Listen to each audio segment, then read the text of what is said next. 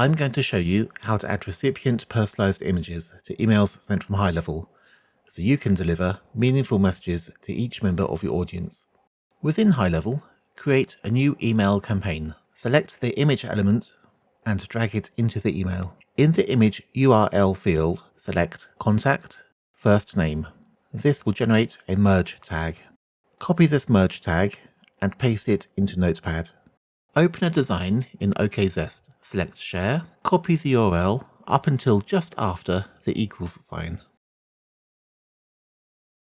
Paste this in front of the merge tag from HighLevel. Then copy the whole line and paste it into the image URL field, clearing everything already in there. You will now see the image from OKZest with the default text, in this case, Sharon. Select the preview button. The image will then load using data in your HighLevel account, in this case, Kevin. To try it for yourself, head over to OKZest and create a free account.